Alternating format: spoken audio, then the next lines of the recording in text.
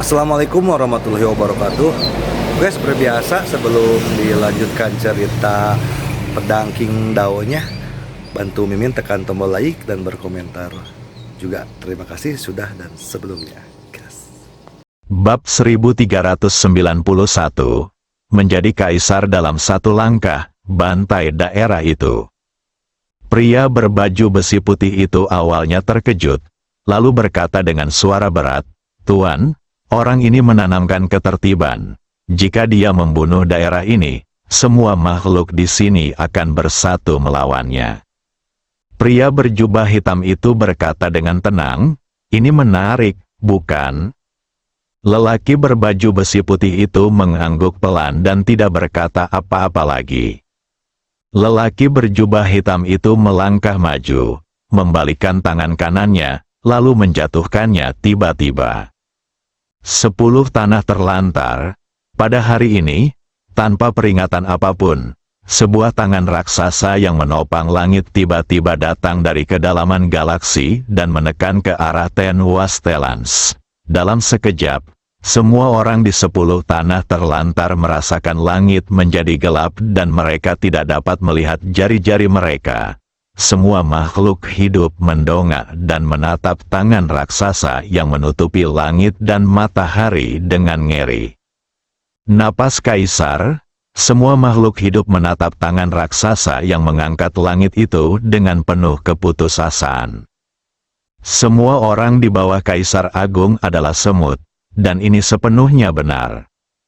Saat binatang raksasa itu terus jatuh, ruang dan waktu di seluruh alam semesta 10 desolet mulai retak sedikit demi sedikit. Makhluk yang tak terhitung jumlahnya tertekan dan tidak dapat bergerak. Nafas kematian menggantung di hati mereka. Pada saat ini, mereka hanya bisa berdiri di sana dalam keputusasaan dan menunggu kematian. Berhadapan dengan orang kuat setingkat ini, mereka tidak punya daya untuk melawan sama sekali. Semua orang putus asa, termasuk para petinggi keluarga kaisar dan sekte abadi. Saat ini, ketika berhadapan dengan tangan raksasa ini, mereka hanya bisa putus asa dan sama sekali tidak bisa berpikir untuk melawan. Orang kuat di level ini benar-benar di luar pemahaman mereka. Namun ketika semua orang tengah putus asa, suara pedang tiba-tiba bergema di seluruh 10 tanah terlantar. Seketika kemudian, cahaya pedang bangkit dari tanah dan melesat lurus ke langit. Benar-benar menjepit tangan raksasa itu di langit berbintang, mencegahnya jatuh seinci pun. Kaisar Guan, itu Kaisar Guan, di Ten Wastelans, banyak sekali orang yang menangis kegirangan. Merusak, pada saat ini, sebuah suara tiba-tiba bergema di antara langit dan bumi, dan kemudian tangan raksasa yang menutupi langit dan matahari hancur. Dunia menjadi jelas dan terang. Pada saat ini, Ye Guan sudah muncul di langit. Dia berpakaian putih dan memegang pedang di tangannya. Kekuatan pedang yang dahsyat meliputi seluruh 10 tanah terlantar. Kaisar Guan, harapan kembali menyala di mata banyak orang yang tadinya putus asa. Na Daozi dan yang lainnya juga menatap Ye Guan saat ini, mengepalkan tangan mereka, sangat bersemangat. Patah, pada saat ini, di seberang Ye Guan, waktu dan ruang tiba-tiba retak, dan kemudian seorang pria berjubah hitam perlahan berjalan keluar.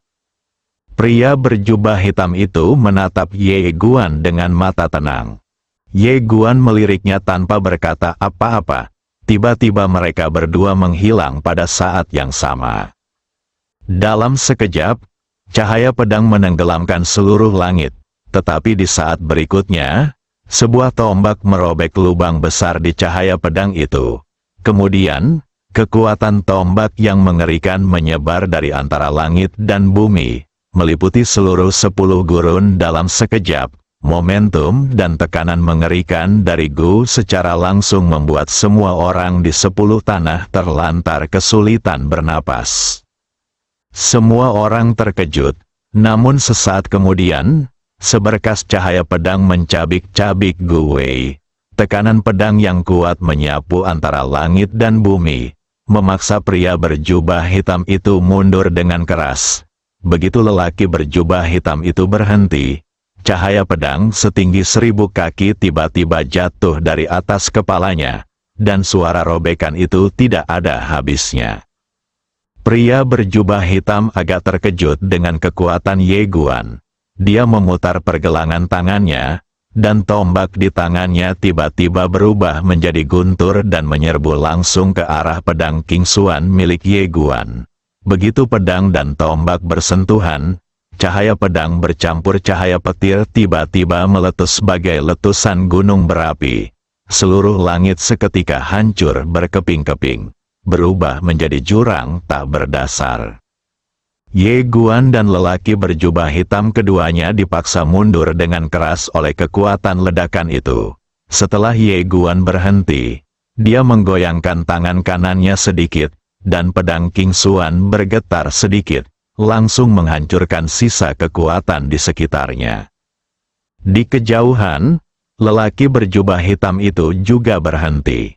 Lelaki berjubah hitam itu melirik Ye Guan di kejauhan dengan mata sedikit menyipit.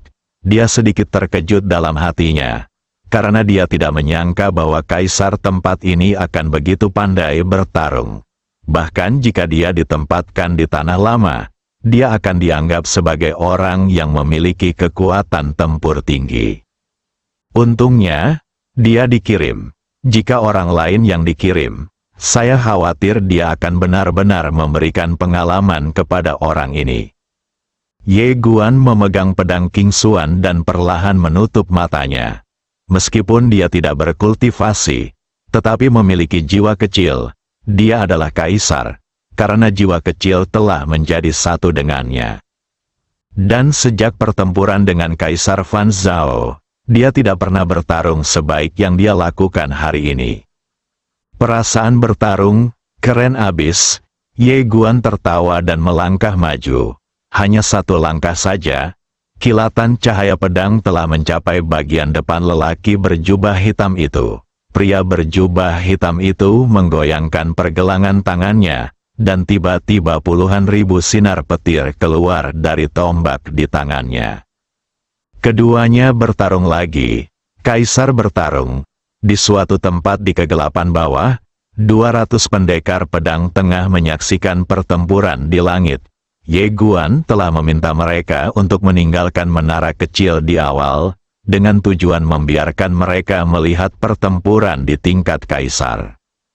200 pembudidaya pedang menatap Ye Guan dan pria berjubah hitam dengan mata berapi-api. Selama mereka berada di menara kecil itu, mereka bertarung dengan prajurit perunggu setiap hari. Saat kekuatan mereka meningkat, mereka sebenarnya menjadi sedikit sombong. Jauh di lubuk hati, mereka yakin bahwa mereka tak terkalahkan dan bahkan bisa melawan orang-orang besar. Namun setelah melihat Ye Guan bertarung dengan pria berjubah hitam, mereka menyadari bahwa mereka tetap saja semut. Karena level pertempuran ini, mereka tidak dapat bertahan bahkan satu ronde. Pada saat ini, pemimpin Yanri tiba-tiba berkata dengan penuh semangat, "Perhatikan baik-baik, alasan Kaisar Guan memintamu datang dan melihat adalah untuk membuatmu tahu seberapa tinggi langit itu." Semua pembudidaya pedang mengangguk, menatap medan pertempuran di langit tanpa berkedip. Pada saat ini, mereka bahkan semakin kagum pada Ye Guan. Ekspresi rumit tampak di mata Yanri, sang pemimpin. Pada saat ini, jika Ye Guan menggunakannya, itu akan sangat membantunya. Tutupi matahari. Pada saat ini, suara Ye Guan tiba-tiba terdengar di langit. Yanri tertegun sejenak, namun sesaat kemudian, ia tertawa keras dan berubah menjadi seberkas cahaya pedang yang menyala-nyala, melesat ke angkasa, dan dalam sekejap mata, ia jatuh ke tangan kanan Ye Guan. Pedang itu berwarna merah menyala di seluruh bagiannya, seolah-olah dibuat oleh terik matahari. Ye Guan memegang King Xuan di tangan kirinya dan Yanri di tangan kanannya. Dia menggoyangkan tangan kanannya dengan kuat, dan dalam sekejap, ribuan pedang Qi yang menyala-nyala menyapu dan menebas ke arah pria berjubah hitam itu. Pada saat itu, kobaran api begitu kuatnya, bahkan menutupi cahaya matahari yang terik. Ye Guan sedikit terkejut. Dia menyadari bahwa dia telah meremehkan pedang penghancur matahari di tangannya. Tampaknya mantan pemilik pedang penghancur matahari bukanlah orang biasa. Di kejauhan, pria berjubah hitam itu tiba-tiba melemparkan tombak di tangannya ke arah Ye Guan. Kemanapun tombak itu lewat, naga guntur bergulung dan bertabrakan dengan jutaan energi pedang yang menyala dalam sekejap. Dalam sekejap, gelombang kejut dahsyat meletus antara langit dan bumi. Kilat dan api bercampur menjadi satu dan menyapu bersih segalanya. Pada saat ini, Ye Guan tiba-tiba menghilang dari tempatnya. Dua cahaya pedang merobek langit dan menghantam pria berjubah hitam itu. Di bawah, banyak sekali orang tengah menatap ke arah medan pertempuran di langit, dan hati semua orang berdebar kencang. Mereka tahu betul apa hasilnya jika Ye Guan dikalahkan. Dapat dikatakan bahwa pertarungan Ye Guan berkaitan dengan hidup dan mati semua orang. Dan di langit berbintang, pria berbaju besi putih yang dibawa oleh pria berjubah hitam juga melihat ke bawah, ke situasi pertempuran di bawah. Matanya penuh dengan kesungguhan. Karena dia tidak menyangka kalau kekuatan bertarung kaisar di tempat ini begitu mengerikan, hingga dia mampu bertarung setara dengan Tuan Xuan Zeng. Siapa Xuan Zeng? Ini adalah instruktur seni bela diri dari peradaban Sui-Ming. Meskipun ia bukan kepala instruktur bela diri, ia tetap merupakan instruktur bela diri yang bertugas mengajarkan bela diri kepada generasi muda peradaban Sui-Ming. Meskipun wilayah kekuasaan Tuan Xuan Zeng ini ditekan setelah dia datang ke sini, dia tetaplah seorang kaisar agung, dan kekuatan tempurnya tidak dapat diukur oleh kaisar agung biasa. Akan tetapi, pada saat ini, dia tidak dapat berbuat apa-apa terhadap pendekar pedang muda ini. Agak keterlaluan, ledakan, pada saat ini, di area pertempuran di bawah, ledakan mengerikan tiba-tiba bergema dari langit dan bumi. Segera setelah itu, Ye Guan dan Xuan Zeng mundur dengan dahsyat di saat yang sama, dan di sekitar mereka, energi pedang menyala yang tak terhitung jumlahnya dan kilatan petir yang tak terhitung jumlahnya melonjak seperti air pasang, menghancurkan segalanya. Setelah Ye Guan berhenti, dia tampak sangat bersemangat. Level pertempuran ini sungguh menarik. Di kejauhan, wajah Xuan Zeng tampak sedikit jelek. Dia menatap Ye Guan dan berkata, "Kamu menyembunyikan kekuatanmu." Kekuatan tersembunyi, orang luar tidak dapat menyadarinya. Tetapi dia telah menemukan bahwa dari awal hingga sekarang, pendekar muda di depannya telah menyembunyikan kekuatannya. Apa tujuannya? Apakah melumpuhkan diri sendiri lalu memberikan pukulan mematikan pada saat kritis? Atau Anda ingin mengasah diri melalui pertarungan? Xuan Zeng mengumpulkan pikirannya dan menatap Ye Guan. Bunuh. Membunuh. Mendengar kata-kata Xuan Zeng, pria berbaju besi putih yang tersembunyi di langit berbintang menukik ke bawah dengan ratusan pengawal emas dan perunggu. Pertarungan kelompok. Xuan Zeng sangat jelas bahwa dia, yang wilayahnya ditekan, tidak dapat berbuat apa-apa terhadap pendekar pedang di depannya, dan akan membuang-buang waktu untuk terus bertarung. Oleh karena itu, dia dengan tegas memilih bertarung dalam kelompok. Kumpulkan kekuatan semua orang untuk membunuh Ye Guan secara langsung. Meskipun para pengawal Dewa Perunggu Emas itu telah ditekan oleh segel, mereka masih berada di level Kaisar Agung. Betapa mengerikannya jika mereka semua bergegas turun bersamaan. Ini sama sekali tak memberi Ye Guan kesempatan. Ketika melihat Xuan Zeng memilih bertarung dalam kelompok, sudut mulut Ye Guan sedikit terangkat. Ketika para orang kuat di 10 gurun melihat Xuan Zeng memilih untuk bertarung dalam kelompok, mata mereka berubah merah dan mereka sangat marah. Oh sial, gunakan mayoritas untuk menindas minoritas. Pada saat ini, Ye Guan tiba-tiba memegang pedang King Xuan di antara alisnya, dan kemudian berkata perlahan, "Hari ini, pikiranku adalah pikiran semua makhluk hidup. Keinginanku adalah keinginan semua makhluk hidup. Atas nama pedang, semua makhluk hidup dan roh, tolonglah aku." Dalam sekejap, di seluruh 10 gurun, dalam perintah Ye Guan, dan di lautan kesadaran miliaran makhluk hidup, suara Ye Guan bisa terdengar. Terjadi keheningan sejenak. Ledakan, miliaran kekuatan iman tiba-tiba berkumpul dari langit dan bumi, lalu mengalir ke tubuh Ye Guan seperti air pasang. Ye Guan melangkah maju. Ledakan, jadilah kaisar dalam 1 langkah. Pada saat ini, tingkat kultivasinya langsung dipulihkan di tempat. Bab 1392, Kaisar Ketertiban, budidaya dipulihkan. Kekuatan satu orang adalah kekuatan semua makhluk. Kekuatan semua makhluk hidup adalah kekuatan satu orang. Kaisar Ketertiban, saat Ye Guancheng menjadi kaisar, wajah Xuan Zeng di kejauhan tiba-tiba berubah drastis, dan dia berkata dengan ngeri, "Hati-hati." Pada saat ini, Ye Guan telah menghilang dari tempat itu. Tertawa, seberkas cahaya pedang tiba-tiba menerobos ladang. Pria berbaju zirah putih yang berada di depan adalah orang pertama yang merasakan teror Ye Guan. Pupil matanya tiba-tiba mengecil hingga seukuran ujung jarum.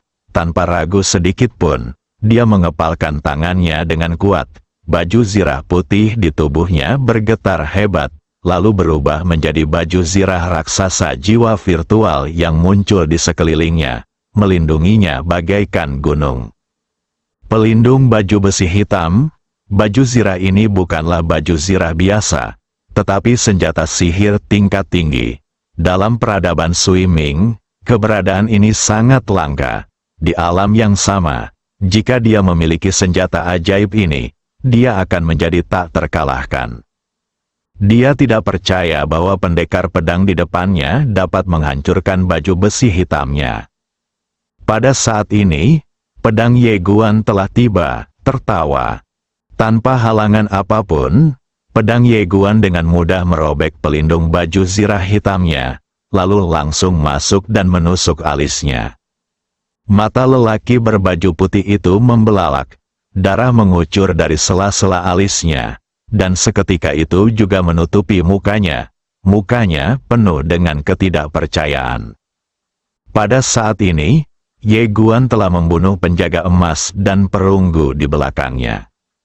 Ye Guan tidak membunuh penjaga perunggu emas itu. Sebaliknya, dia memegang pedang King Xuan di tangan kirinya dan menekannya ke depan dengan kuat. Kekuatan pedang yang luar biasa benar-benar menghancurkan semua penjaga perunggu emas di tempat. Namun dalam sekejap, momentum penjaga perunggu emas itu menekan Ye Guan. Lagi pula, ada banyak orang, dan ratusan orang kuat tingkat kaisar bekerja bersama-sama. Seberapa mengerikankah momentum itu? Namun, saat Ye Guan menekan para penjaga perunggu emas itu, dia berbalik dan langsung membunuh Xuan Zeng di kejauhan dengan pedang. Sebelum orang-orang tiba, kekuatan itu telah menekan Xuan Zeng.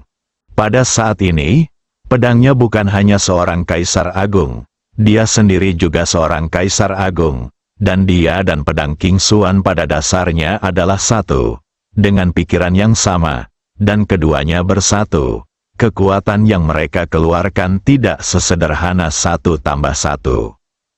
Sekarang Ye Guan merasa mungkin dia benar-benar bisa menantang ayahnya.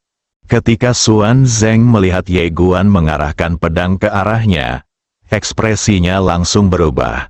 Dia tentu saja mengerti maksud Ye Guan. Dia ingin menangkap pemimpinnya terlebih dahulu. Pada saat ini, dia sangat terkejut hingga tak bisa berkata-kata, karena kekuatan pendekar muda di depannya begitu dahsyat hingga dia merasa itu tidak normal. Apakah ini wilayah kekuasaan Kaisar Agung? Tidak ada waktu untuk berpikir, karena pedang Ye Guan sudah datang. Menghadapi pedang Ye Guan yang mengerikan, Xuan Zeng tentu saja tidak akan duduk dan menunggu kematian. Tiba-tiba dia mengepalkan tangannya, dan sebuah segel hitam tiba-tiba terbang keluar dari antara kedua alisnya, lalu melayang di atas kepalanya. Kemudian, cahaya gelap misterius menyinari. Bentuk lampu gelap ini seperti tempurung kura-kura, melindunginya lapis demi lapis.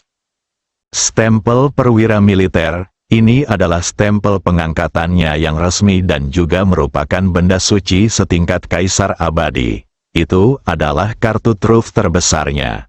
Dengan mengaktifkan segel ini, dia akan menjadi tak terkalahkan untuk waktu yang singkat. Setidaknya, tidak ada seorang pun di alam yang sama yang dapat membunuhnya. Namun, saat pedang Ye Guan menembus cahaya gelap itu, bagaikan salju yang bertemu minyak mendidih, dan semua cahaya gelap berubah menjadi abu dalam sekejap. Pedang itu langsung masuk dan menusuk tepat ke alisnya, dan aliran darah menyembur keluar dari sela-sela alisnya. Di belakang Ye Guan, semua penjaga emas dan perunggu berhenti dan tidak berani bergerak. Jelas saja, itu diinstruksikan oleh Xuan Zeng. Terjadi keheningan total antara langit dan bumi. Namun tak lama kemudian, di alam semesta 10 desolet di bawah, sorak-sorai membubung ke angkasa, mengguncang awan-awan. Memenangkan pertempuran, di bawah, Daozi yang memimpin tampak gembira dan gembira. Pada saat ini, dia menyadari bahwa kekuatan di balik Kaisar Guan ini mungkin tidak sederhana. Sekalipun tidak dapat dibandingkan dengan peradaban Sui Ming, kesenjangannya tentu tidak terlalu besar. Mu Yu menatap Ye Guan di langit dengan ekspresi rumit. Semua orang meremehkan kekuatan dan asal-usul Kaisar Guan ini. Semakin dekat mereka dengannya, semakin misterius dia jadinya. Di langit, Xuan Zeng menatap Ye Guan, matanya penuh ketidakpercayaan. Rusak, pendekar muda di depannya benar-benar menghancurkan segel perwira militernya hanya dengan satu tebasan pedang ringan. Tidak, dia segera menyadari bahwa pedang Ye Guan tidaklah sederhana. Ada yang salah dengan pedang ini. Ye Guan menatap Xuan Zeng. Beri aku alasan untuk tidak membunuhmu. Xuan Zeng tertawa. Kau meremehkanku, Sui Ming Wenming, dan kau terlalu meremehkanku. Ye Guan berkata dengan tenang, apakah kamu tidak takut mati? Xuan Zeng menatap Ye Guan tanpa menunjukkan kelemahan apapun. Aku tidak ingin mati. Tetapi itu tidak berarti aku takut mati. Aku sudah memberikan perintah kematian kepada ratusan penjaga emas dan perunggu di belakangmu. Selama aku mati, mereka akan menghancurkan alam semesta ini. Tidak peduli seberapa kuat dirimu. Aku yakin kamu tidak dapat menghentikan mereka. Ye Guan terdiam. Melihat Ye Guan terdiam, Xuan Zeng melihat secercah harapan, dan dia berkata lagi, kamu. Tetapi pada saat ini, pedang King Xuan bergetar hebat, dan dalam sekejap, jiwa Xuan Zeng sepenuhnya diserap olehnya. Sambil menyerap ingatan Xuan Zeng, ratusan penjaga perunggu emas menukik langsung ke bawah, siap menghancurkan seluruh alam semesta 10 desolet. Daozi dan yang lainnya di bawah tiba-tiba terkejut. Apa-apaan? Kenapa mereka tidak menyerang Kaisar Guan saja, tapi malah menyerang kita?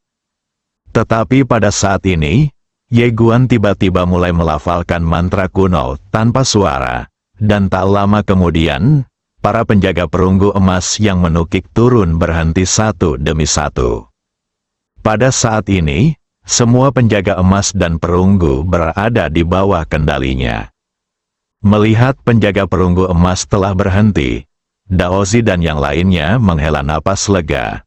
Siapa saja di antara mereka bisa menghancurkannya.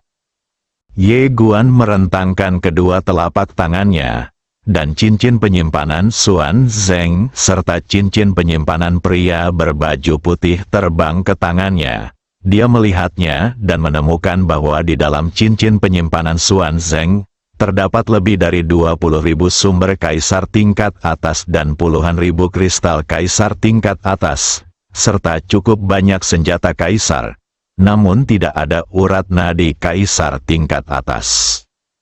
Cincin penyimpanan pria berbaju putih itu hanya berisi ribuan sumber kaisar tingkat atas, puluhan ribu kristal kaisar tingkat atas, dan hanya 3 senjata kaisar, yang jauh lebih rendah daripada Xuan Zeng.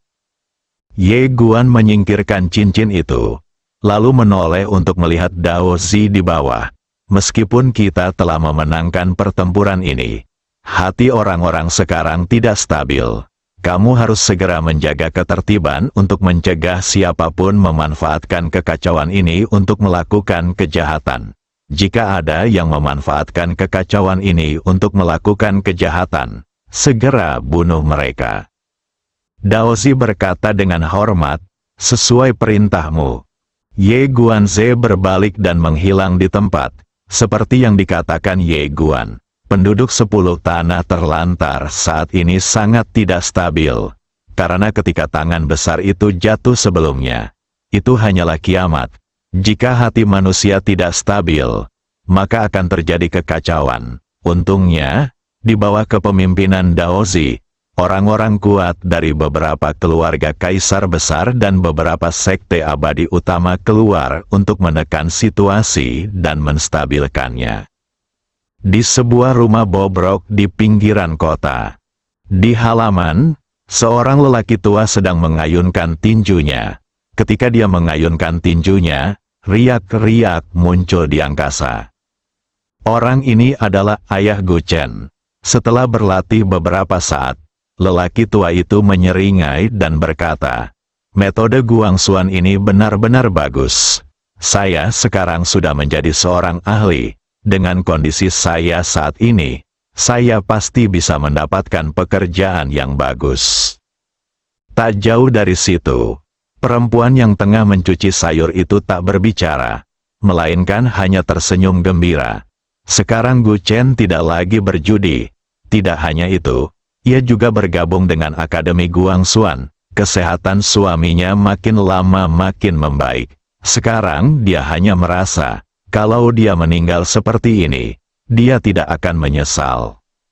Ayah, ibu, pada saat ini, Gu Chen tiba-tiba bergegas masuk, memegang ayam panggang dan sebotol anggur di tangannya. Dia berkata dengan gembira, "Dekan menang, Dekan menang." Ya, mendengar kata-kata Gu Chen, pasangan tua itu juga sangat gembira.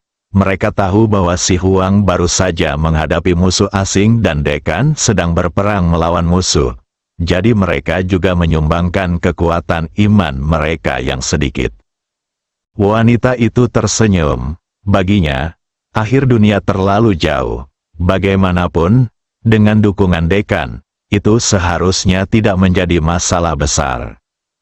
Orang tua itu menghela napas lega, karena dia tahu betapa seriusnya situasinya. Jika mereka tidak berhati-hati, mereka semua akan mati. Gu Chen meletakkan ayam panggang dan anggur di atas meja di ruang Dekan, lalu berkata dengan penuh semangat, "Dekan sangat tampan. Ayah, ibu, apakah kalian mengenal Kaisar? Ceka-ceka, Kaisar bahkan tidak memiliki kekuatan untuk melawan di depan Dekan." Wanita di samping tiba-tiba bertanya, "Chener, apakah Kaisar ini sangat kuat?" Gu Chen berkata dengan serius, "Tentu saja, dia adalah yang terkuat di 10 tanah terlantar kita. Tujuanku adalah menjadi seorang kaisar."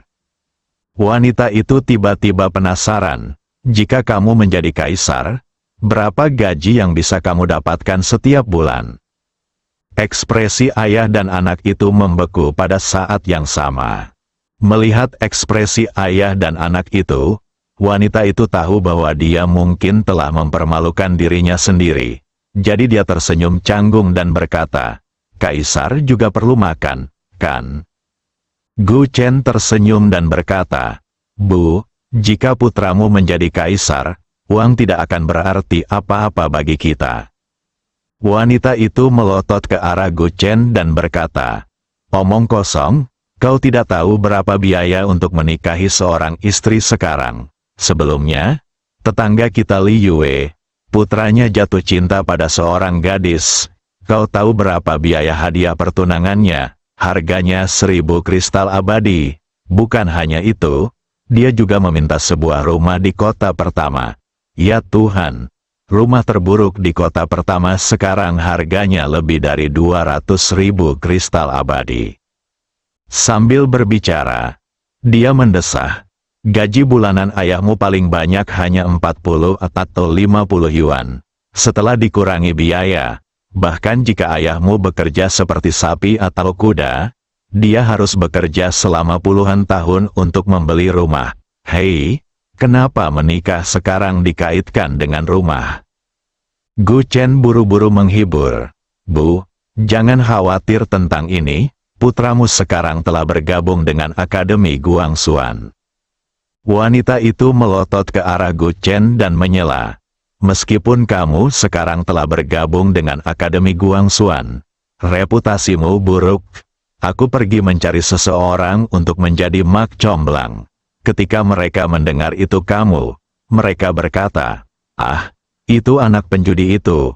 Apakah dia memenangkan telur naga?" Gu Chen merasa sedikit malu. Melihat wanita itu masih ngobrol, lelaki tua di sebelahnya tiba-tiba berkata, "Cener sudah kembali, cepatlah masak." Wanita itu mengangguk, mencuci sayuran lagi, lalu berdiri untuk memasak. Pada saat itu, dia tiba-tiba melihat ke arah pintu dan berkata, "Itu kamu."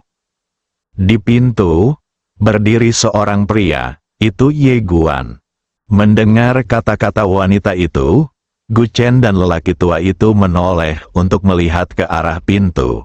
Ketika mereka melihat Ye Guan, wajah Gu Chen tiba-tiba berubah. Dia bergegas mendekat dan hendak berlutut, tetapi ditahan oleh suatu kekuatan lembut.